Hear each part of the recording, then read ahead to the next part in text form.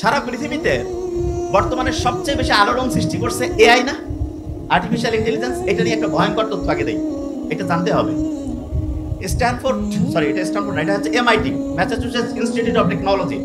তারা 55 জন 54 জন শিক্ষার্থী বিভিন্ন বিশ্ববিদ্যালয় নিয়ে গবেষণাটা করছে। শিক্ষার্থীদেরকে তারা 3টা ভাগ করছে, যে আপনার এখানে 3 ভাগ আছে, ভেরি নাইস, 1 2 3। 3 ভাগকে 3টা বুদ্ধি দিয়েছে। কি বুদ্ধি? প্রথম ভাগকে বলছে যে আপনারা একটা রচনা লিখবেন, শুনতে হবে, এটা খুব ইম্পর্টেন্ট। রচনাটা লিখবেন আপনারা এআই ব্যবহার করবেন, চ্যাট জিপিটি ব্যবহার করে। দ্বিতীয় যে গ্রুপ আছে তাদেরকে বলছে আপনারা লিখবেন গুগল ব্যবহার করে।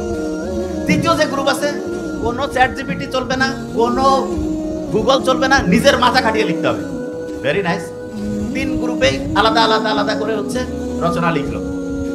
এই রচনা লেখার পরে ব্রেইনের ক্যাপাসিটি কার কিরকম হইলো সেটা দেখার জন্য কিন্তু এক রকম মেশিন আছে, সেখানে ইইজি বলে একটা টেস্ট হয়, ইলেকট্রোএনসেফালোগ্রাম। হার্টের অবস্থা দেখার জন্য ইসিজি করি না, এরকম ব্রেইনের অবস্থা দেখার জন্য ইইজি দেখা হয়।